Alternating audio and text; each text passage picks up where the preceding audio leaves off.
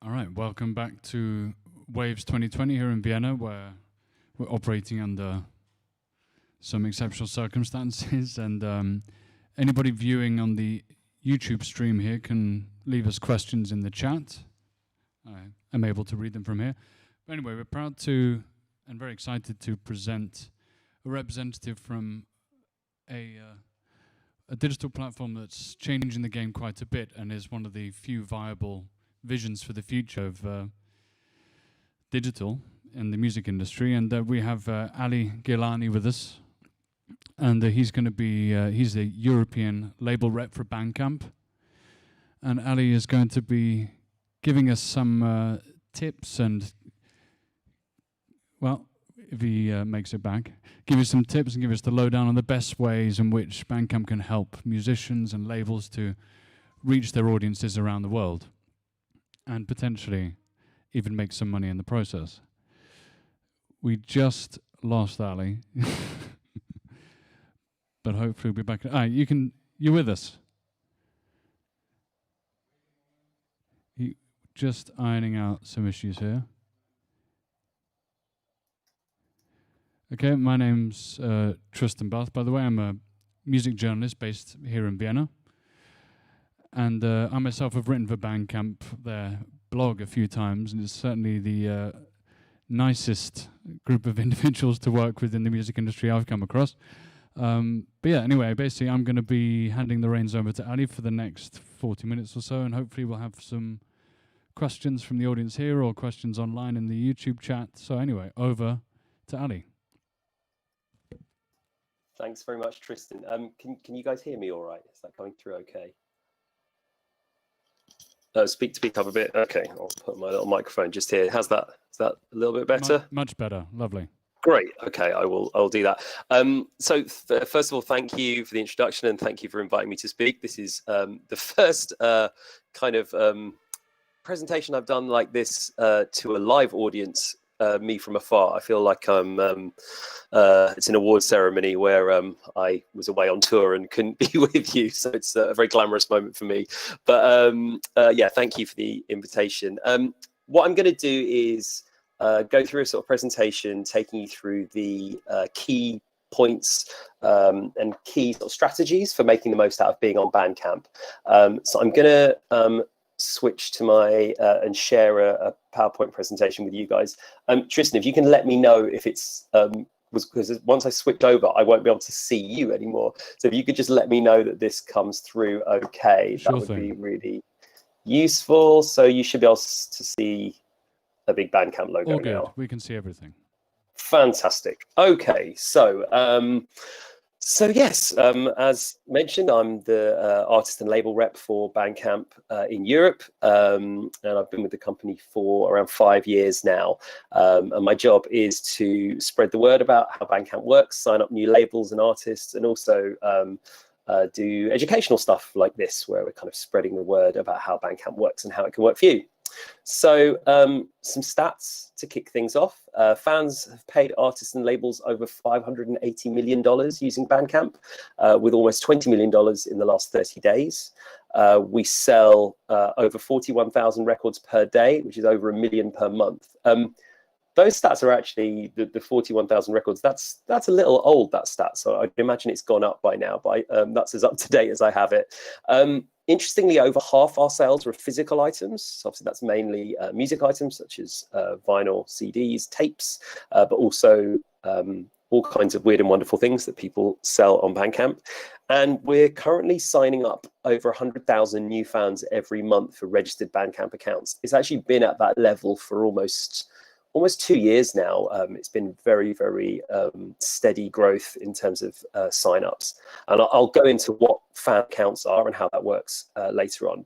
And the Bandcamp community, which is what I'm going to tell you about now, accounts for 1/3 of all sales across the site.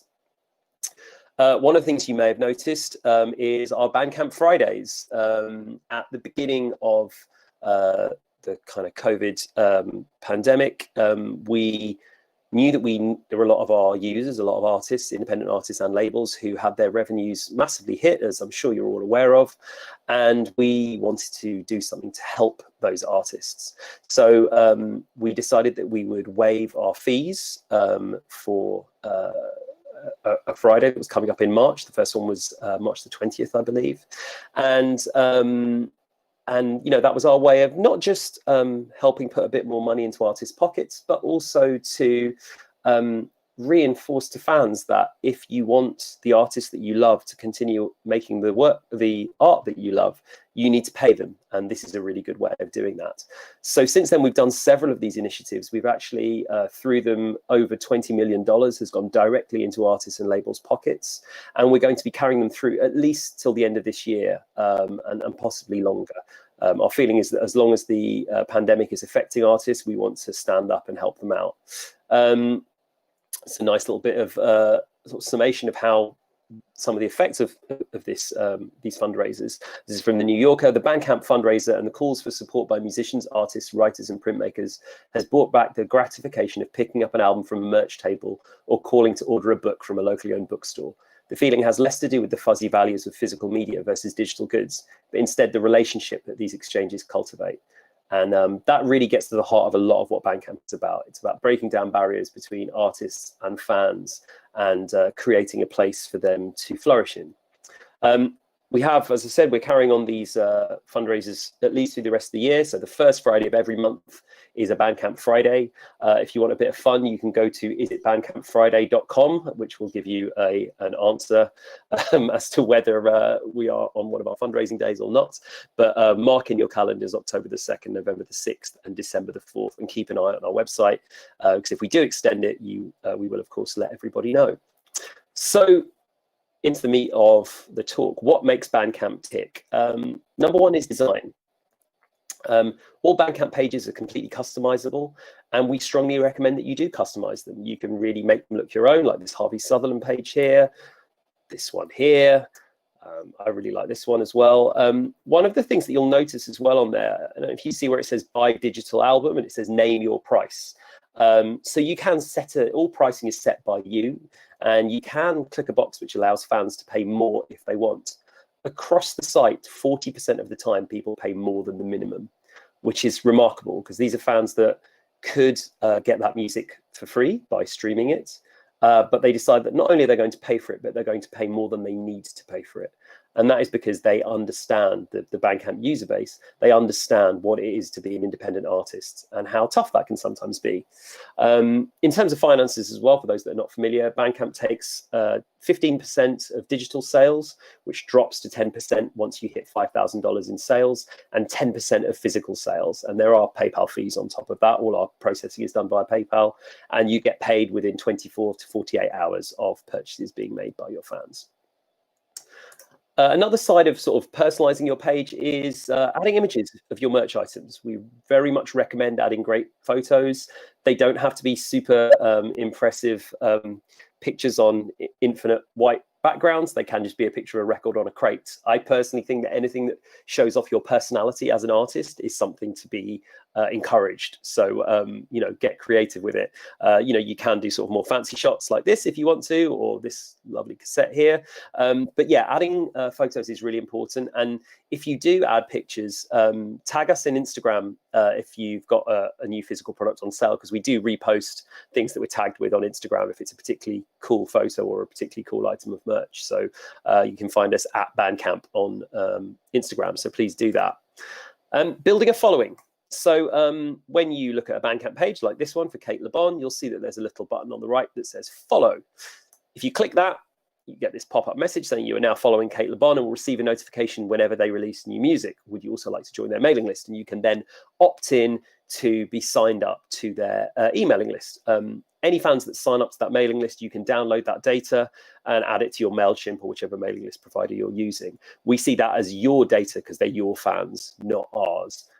So we want to make it as easy as possible for you to communicate with them. How that manifests itself is that when an artist you're following puts a new release up, you actually get a message like this saying, here's a new release from Kate LeBon. We actually have made it now that you can customize that message too. So you can actually put in a little bit of information about the release as well. I'll come on to how that works within our community feature soon. But yeah, you know, it's a really great piece of direct marketing and is hugely successful in terms of generating sales on Bandcamp. We also, to kind of aid that communication with artists, we created the Artists and Labels app. So we actually have a fan app already, which is where you can check out the music in your collection and listen to our radio shows and read about some of our featured releases and search for music. But we also created a couple of years ago the app for Artists and Labels. This does a number of things. It gives you an overview of your sales. You can check out your streams. You can look at your merch orders. You can add photos of merch direct from your phone as well, which is very useful. But the main thing is you can send messages to your fans. And I don't know if you can see in the sort of grayed out area near the top of that second screen.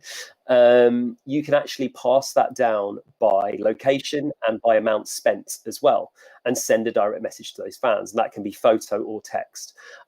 This is really, really useful. I found, I mean, I run a small label myself, and we did a campaign at the beginning of this year where we offered 40% off our whole catalog as a discount code. And we only posted it out through the app. And within 24 hours, we'd done £2,000 worth of merch. And we're not a huge label, and that was massive for us. So I think having messages that are specific to music for sale definitely helps, but also anything that's personalized. So any of you that are labels out there, it's great for you to send a message, but your artist sending a message is much more powerful because fans want to hear direct from the artists. So it's a really useful tool to communicate with your fans and engage them more in what you're doing. We also make sure that the fan does get the message. So if they have the fan app, they will receive a notification in there, but we also email them too. So we really want to make sure, you know, we don't want it to be like Facebook where you have like 10,000 fans and you post something and 6 people have seen it. So we try and make sure that the fan does get that message. Just go back one. So the next thing is the artist dashboard and community tab. So we created this artist dashboard recently. It gives you a kind of rundown of the activity on your page, what sales are coming in. It tells you if you've got any outstanding items. So you can see on this page here, this is actually for my own label, that I'm missing images for some old releases, which I should add. I've been very naughty, sorry. And you can also see on the right an overview of your plays and sales count. And you can also send your followers a message. You can also, if you see that little blue link that says get more followers, that allows you to tweet or post to Facebook a link to your Bandcamp page. It also allows you to embed a follow me on Bandcamp button to your website as well. So it's a really kind of useful sort of workstation to base your activity on Bandcamp from. We also sort of make suggestions of things that you can be doing, you know, how to use the various different products that we have available to help you sell music to your fans. And that all kind of pops up in the dashboard and is personalized to you. We also added the community tab. So we've had messaging on the app for a few years now, but recently this year we added the ability to send those messages from desktop too. So you can see an example of a message there that then appears in your community feed. Fans can comment, as you can see here, and interact with you. And it's a part of the site that's really growing at the moment, and it's really cool just seeing the interaction between fans and artists, and we're seeing people doing really interesting things, doing Q&As and all kinds of stuff, which is great. Collections and recommendations is the next bit I shall get into. So I mentioned earlier about fan accounts on Bandcamp. Anyone who buys something on Bandcamp, they can just buy their release and get their download or have their vinyl sent to them, and that's that. Or we very much encourage them to sign up for a fan account. So when you have a fan account, you have your collection, which is publicly visible. You can hide releases if you're embarrassed by something you've bought, although, of course, no one's embarrassed by anything they bought on Bandcamp because it's all such great music, obviously. But you can see your collection in this place. And you can also see there you have followers and people you're following. So the way that works is you can follow other fans. You'll see when you go on a release page on Bandcamp, there are a number of thumbnail images of other fans who bought the release. You can click on them, find a fan who you think's got interesting taste, and follow them. And once a week, we send a roundup email telling you what fans that you follow have been buying in that week. And if someone buys something of your recommendation, you'll get a little, hey, congratulations, you helped sell this record. So it's kind of a very nice, a very loose social network, but not just of music fans, but of people who are prepared to pay for music, which is a very important subset of that. You can also recommend music. So if you know any of you who've seen a Bandcamp release page, you'll see at the bottom we have this "if you like this artist, you may also like" section. Now we autofill that with fans who've bought that in common, like the kind of Amazon thing, people who bought this also bought this. We also would put in things of the same genre that we've covered in our editorial section, which I'll come on to later. But you as an artist can actually go and recommend releases yourself. So you'll see that's where they show down the bottom. And it says there Mitski recommends. And as an artist, you can recommend up to 3 albums and put them in that spot. It could be other projects you've worked on. It could be bands you work with. We've seen a lot of bands who tour together, kind of doing an exchange of recommendations. But it's free advertising space on your page, basically. So it's definitely something worth doing. I think if you've got a label, it's good to get some of your bigger artists to recommend some of your smaller artists' music, because it's a nice way of kind of sharing that a bit of love for people who need it. We also have a music feed. So this is something that you'll see if you have the app, and also on desktop if you're a fan. When you log into your account, you have this feed, and it will show you activity from fans that you follow. So someone bought a record that you follow, and it'll come up here. It will show you releases from artists and labels that you follow too, and you can actually click on that play button and it will just play through the whole page. So it's kind of like an audio social media feed, basically, just showing you music that you want to check out.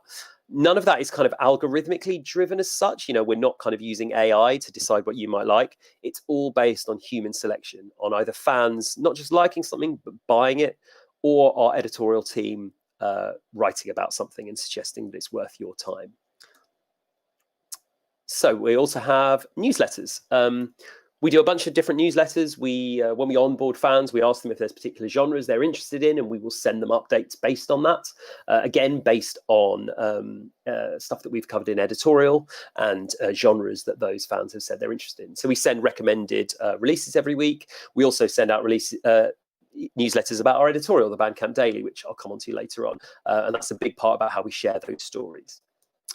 Another sort of aspect of discovery on Bandcamp that we've done lately is our genre hubs. So this is what a genre hub looks like. This is the one for electronic. So what we do is we have our writers for the Bandcamp Daily pick out key releases in each genre that they will put on the page. We have key merch items, so key featured vinyl, as you can see there. And we also have sort of classics of the genre. So, if you go and find electronic, you'll be able to see, here's this record from Burial or from Aphex Twin or whoever it might be. Again, all of those pages are handpicked by our editorial team. So it's we're kind of slowly adding those pages. And as you can see there, you can actually choose to follow that page as well, or just play through it. So it's another way of kind of taking a dive into different styles of music on Bandcamp. We also finally have our discovery tools. So we have this discovery section here at the bottom of the front page at bandcamp.com. And you can actually say, I want to listen to experimental hip hop music from Detroit on vinyl, and it will pick out some releases for you. This is a really fun way of finding weird music that you wouldn't necessarily know existed.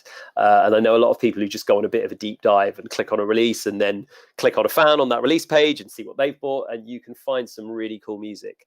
I think a lot of there was an artist I was speaking to recently who compared it to how they used to discover music in sort of the MySpace era, where you just find weird stuff through just kind of taking a deep dive into what someone else has chosen to put on their page. So it's definitely worth checking out. And all of that means that for every 2 sales that you bring in, we will drive a third, and that number is nudging upwards all the time. Whereas I think in the past, artists would drive fans to their Bandcamp page by saying, hey guys, here's my new release. Now we have an ecosystem of very excited, very engaged fans who are very inquisitive, and they're always on the lookout for new music. And we do our best to help them find it. The biggest thing that we've done to that end is the Bandcamp Daily, which is our editorial platform, which launched in 2016. We have 4 editors and a social media manager based in Brooklyn in New York. And we have around 100 freelance writers all over the world. And their job is to cover the breadth of great music on Bandcamp. That appears on the homepage at bandcamp.com, but it also has its own microsite, daily.bandcamp.com. So here's some of the things that we covered. I mean, I think the key thing to know really with how our editorial works and how it's different to platforms is that we stories. And often in the music industry, a story of a release is, hey, we got played on Radio 1 here, and we got featured in Pitchfork here, and blah, blah, blah. That's great, but to us, that's not a story. A story is, how was this record made? Who is this artist? Why have they made this music?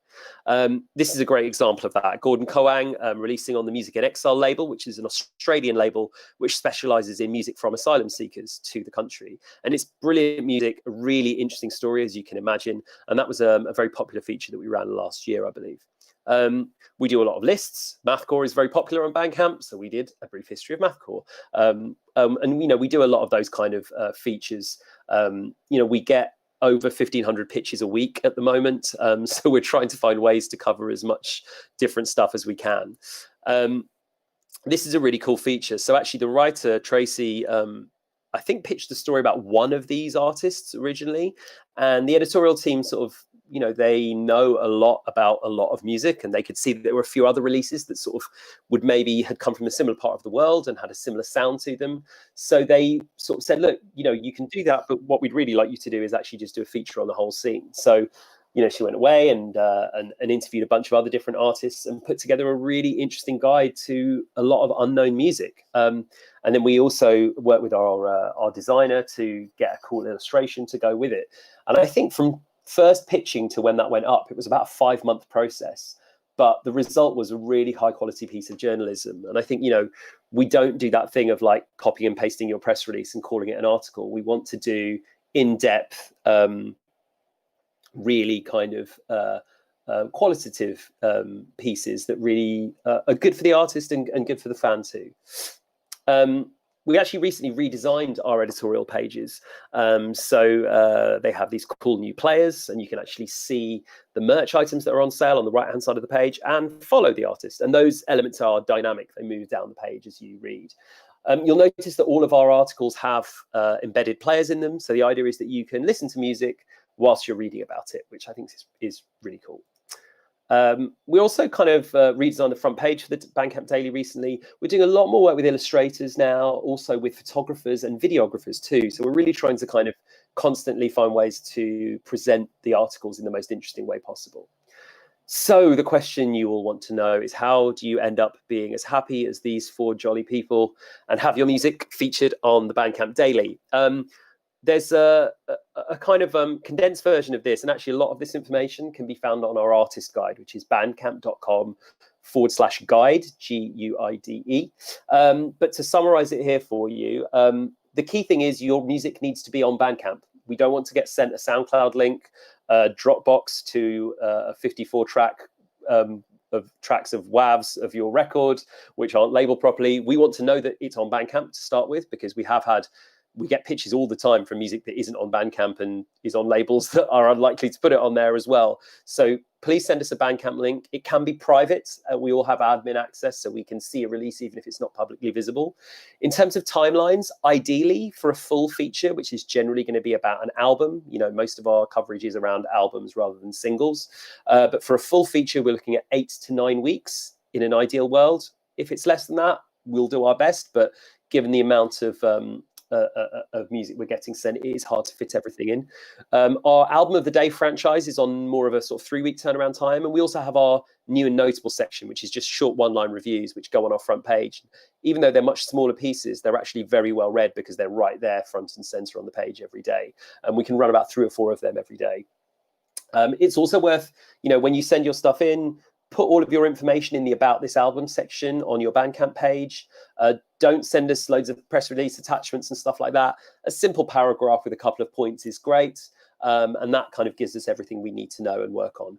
If you want to send stuff in and submit it, you can send things to me. My email address is just Aly, ALY, @bandcamp.com.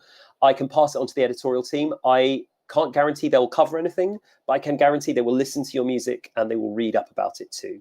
If you go on the artist guide as well, you can see there's some direct email addresses of some of the editors as well. So feel free to kind of pitch your music accordingly. It's also worth bearing in mind that we have a series of monthly columns as well for like soul, hip hop, metal, electronic, ambient, and all kinds of other things. So, make sure you look at who's writing those columns, and you're welcome to reach out to those journalists directly too. We don't give out their details, obviously, but you can probably find most people on Twitter or elsewhere. Another sort of aspect of the editorial is our social media output. Instagram is our kind of most popular and most engaged with platform. And like I said before, please tag us in posts. If you've got some cool merch, tag us in it. If it's a good photo, we might well reshare it. We also use our stories for a lot of announcements to drive people towards key features that we've written in the daily too. So please follow us on Instagram. Last couple of things I wanted to mention to you is some new features that we've developed recently. We launched as in a pilot about a year or so ago, our vinyl crowdfunding scheme, so our vinyl service, as we call it. So this is something whereby you can create a campaign that looks a little bit like this, choose what kind of vinyl you want, choose the sleeve, what card you want, what color vinyl, decide what you want to charge for it, and you can have multiple tiers. And it then creates a 30-day campaign, which, if successful, we will then press your record for you and send out the records to your fans. This is a particularly successful campaign, as you can see.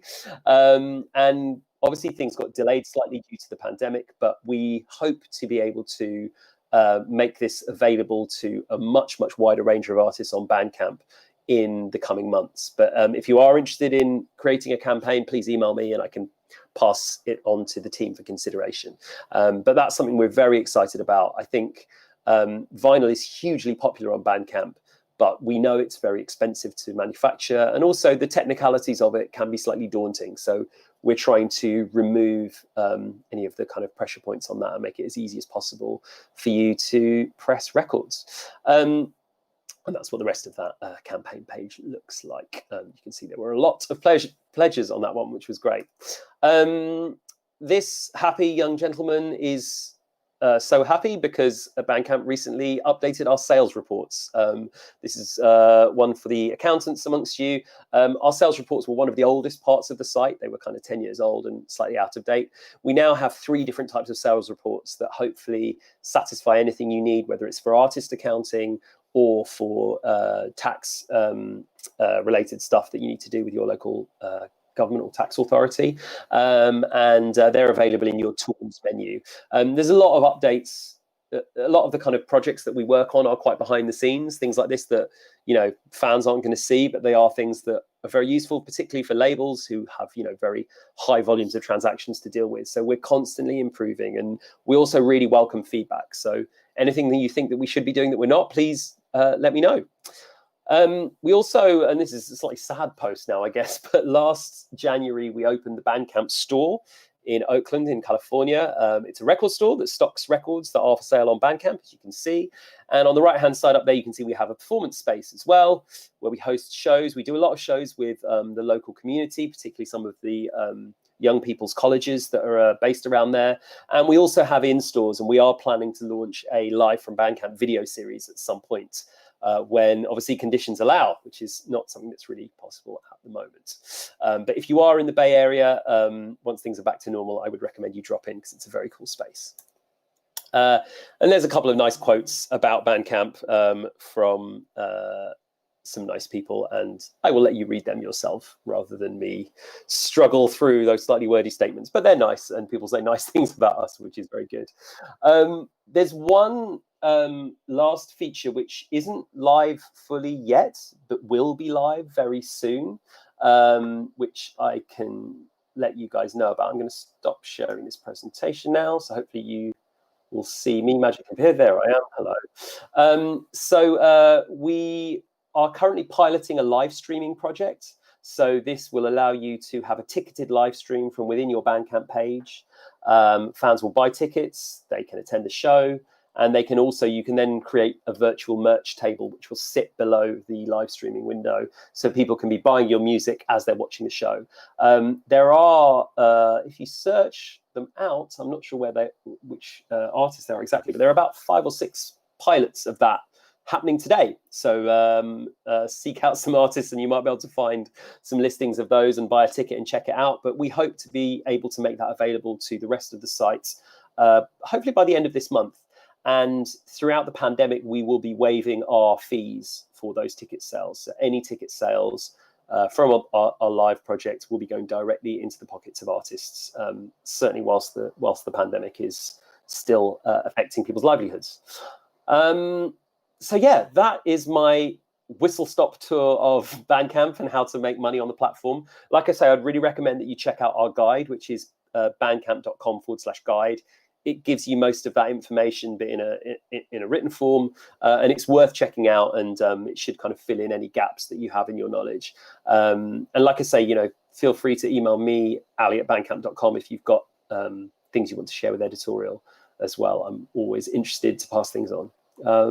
So yeah, that's about it. And I guess hopefully we have some time for some questions as well. Yeah, no, we've definitely got time for some questions. Thank you very much, Ali. That was very comprehensive. And Cool. I don't know if anyone here has a question they'd like to pose to Ali at all. Anyone? No? We have one here at the front. We're just bringing the disinfected microphone to the front. Okay. Hello. Hello. Thanks, Tristan. Thanks, Ali. I'm Rafael. I can say I'm a heavy user of Bandcamp from almost 10 years ago already, and I'd like to have some questions. You run through pretty much all of them, but maybe I'd like to ask if you have any tip about what I could call breaking down the genre algorithm, like when I'm posting my music and I have to classify it like as a genre and a subgenre, and sometimes it got confused for me to know how to precisely classify it as, accordingly to all the other artists that are doing the same. So I'm not sure if I'm clear, Yeah, but no. I guess you can. It's more like making your music fit in the other colleagues' kind of music. Yeah. Sure. Yeah, no, I understand what you mean. Yeah. So yes, you can pick sort of one main genre for your page and up to 4 subgenres. That's all in your edit profile menu. And then you can also pick other tags for specific releases as well. I would say the key thing is to not try and be too clever about it. You know, often people try to go very, very specific. And actually, what you should be thinking is, how are the largest number of people who would be interested in my music going to find it? So, you know, when you're picking the main genre, that's kind of a bit easier. I know sometimes it sort of feels a bit constrictive to say I'm one thing, but just pick the one you feel nearest to. And also I'd say look at other artists that you deem yourself to be in the same bracket as. And if you can see what they're doing and kind of match it up to that, that's probably your best bet. And then with the subgenres, I think, again, just trying to keep it to things that people are going to search to. You know, I think sometimes people put very specific things down that sort of doesn't really help. And I think also making sure you have your location set right really helps too, because a lot of people do search by city and they want to, you know, it's just like a fun way to find new music. So yeah, I'd say like looking at what other people are doing that you feel are your peers, that will give you the best guide on how to classify your stuff. No more? Oh, please go ahead. We have plenty of time. Thanks again. About the vinyl campaign, the last time I checked it, I think it was pretty much in the beginning. So I was find a bit of difficult to get information about how to make it actually work. And I just want to know if it's fully operational and it's open for all artists and all labels. Yeah, so it is fully operational now. Well, we've done, I don't know, 30 maybe campaigns so far. It's not available across the site yet because we're still, we just employed a couple of new staff to work as vinyl reps to help make sure the process is smooth. I would say if you've got a project that you would like to pitch, please email me, send me the link to the page and some information, and I can pass it on to the team for consideration. But like I say, we hope to widen that out to more and more users as this year goes on. So hopefully by Christmas, if not sooner, most users would be able to use the service. But yeah, if you've got a specific inquiry, please email me and I can pass it on to the right people. One last thing about the editorial team, sorry.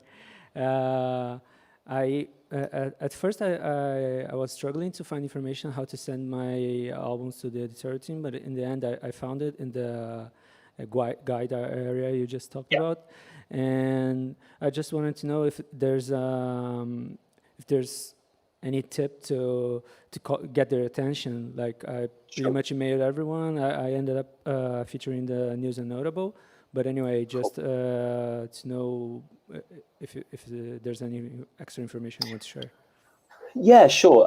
So it's a good question, actually, because I think we're quite different to a lot of other platforms in terms of what we look for. So yeah, like I mentioned the thing before, don't send us things telling us how everyone else thinks it's great. We don't care what, Billboard or Rolling Stone or anyone else said about it. We just want to hear the music and we want to hear your story.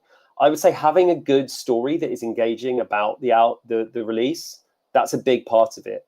We're looking for music that obviously it's got to sound good. That's a given, but it's also got to be interesting to write about and interesting to read about. So thinking about how that could come across and providing some angles for people to get into, like some suggestions of like, hey, I've done this. It was, I've come from this scene that's going on, and here's some other artists in this scene, and maybe you might want to do something about not just me, but a wider group of people, that kind of thing that's going to provide us an interesting angle. Just to give you a little story about that. So with my own label, I was with the editorial guys a couple of years ago, and they were sort of saying, yeah, like, look, we're looking for a story. We're looking for something interesting. Now, for my own label, a lot of the story behind a lot of the releases I put out is like, man with beard in 30s releases beat tape, which is not such an interesting story. I mean, I like it, but it's, it's not that fascinating. And so I kind of had this advice from them about find a story, find an angle. And I was speaking to one of my artists who'd made this album, and I was like, look, what's the story? He said, let's find a story about your release. And he said, oh, I just made it, and it's no big deal. And I was like, all right, well, you've called it Shaboo. This is what this record was called. Why is it called Shaboo? He said, oh, that's the name of my uncle. He was a Bollywood actor. I was like, okay, tell me about him. So he told me about his uncle. And then he told me about how his uncle was the first person who had told him that he might be able to do something artistic because his family was very straight-laced and, wanted a normal career for him. And then he told me about how the record actually sounds a bit like his car journeys he would take as a child, where his mum and dad would be listening to an Indian radio station and he'd be listening to Cypress Hill on his headphones. And this is kind of replicating that. And so I said, okay, there's a story. And we wrote it up into a press release and we sent that into the editorial guys. And that was the first record of mine that got covered by the editorial team because there was a story there. So I would say, even if you don't think you have a story, you probably do. And it's worth trying to find that angle that's going to really capture people's imaginations. Great. Thanks very much, Aly. All right, well, I've got a question here that came through the YouTube feed from a chap called Adam who runs a label in Slovakia, and it's just another fan question, really. Are there any feed updates coming? I find it's not 100% reliable in showing the latest announced releases from artist labels you follow. Bit of a technical one. Yeah, I know we're always kind of trying to make sort of minor nudges and updates, particularly on the app, actually. And I'd have to check on that because I don't know of anything specific that's happening at the moment. But I do know that there are constant minor adjustments and changes that are going on to kind of make sure that you're seeing as interesting music as you can. But again, yeah, if Adam wants to email me with some examples, I could definitely look into that. So yeah, feel free to drop me a line at ally@bandcamp.com and I can take a look. Sure. And all right, well, we've got a couple more minutes, and I wanted to ask you a couple of things. There was just something interested me about the fact that your European label rep was your kind of job title presented to me, and I was wondering, to what extent how does this role work when, in a lot of ways, Bandcamp's raison d'etre almost circumvents the need for labels? And the future of labels is one of the things that Bandcamp almost, threatens the most. Yeah. To be provocative. So actually, in the last few months, my job title has been tweaked to be artist and labels rep. So I am covering both. I think the reason. So how my job has come about, I guess, is that initially Bandcamp was a DIY artist platform. That's how it started back in 2008, 2009. And then over time, it became apparent that labels were using Bandcamp because it was a really good e-commerce platform. And so in 2014, we launched specific label accounts, which basically gave you the ability to house various artist accounts within a label. And I came on board around that time to reach out to labels and help get them to use the site. And what we also found was that you have a lot of DIY artists who start out on their own and then join a label, and it makes sense for them to be able to bring their fan base with them on the platform and grow as their career grows. You know, they can keep those fans with them. So you know, yeah, we are trying to make things as easy as possible for artists, but I would also say that I think we really value, I personally do, and we as a company really value independent labels as well. I think it is, of course, possible to release things on your own, but there are still a lot of jobs that need to be done, and someone needs to do them. And that could be a label, it could be a label services team, it could be a manager. But I think that the last few years really have shown us, I think, how the expertise and passion within independent labels really aligns very closely with the values of Bandcamp. You know, it is music first, it is artists first. And I think the days of restrictive contracts, certainly within in the independent field, I think those days are numbered, and we would welcome that. So yeah, I think, you know, good independent labels work much the same way as good independent artists do, just on a sort of wider scale. So yeah, you know, of course we do make it easier for artists to do stuff on their own, but I think you know, there's some fantastic labels that that we work with who do a brilliant job, and we definitely want to help them out too. All right, and then I had one more, maybe slightly boring question, but I think it's a very important subject, which is to do with post, because I was quite interested to hear you say that over half of the sales are physical goods, and I know from my time as a music writer and interacting with labels and artists that everyone spends half their life down the post office sending stuff to people, and the pricing of post on Bandcamp is a constant thorn in the side for everybody. Like, people aren't sure, customers aren't sure if they're being ripped off, or labels aren't sure how much they should charge and all this kind of stuff. And I was wondering what Bandcamp thought about this, and if you had any vision for the future on this. And also, it's obviously not the most environmentally friendly thing to do in comparison to digital music. How does one address these issues? Sure. Yeah, no, good. Yeah, it's a very pertinent question for sure, for a number of reasons. So we have made some changes to the shipping system in the last few years. So a couple of years ago, we added the ability to add extra shipping destinations, so you can get much more exact post depending on the location you're sending to. For example, on my own label, we found that sending by regular post to South Africa, things just never got there. And I spoke to a fan in South Africa, and he said, yeah, you need to use DHL. So we were able to put in specific pricing for DHL just for South Africa.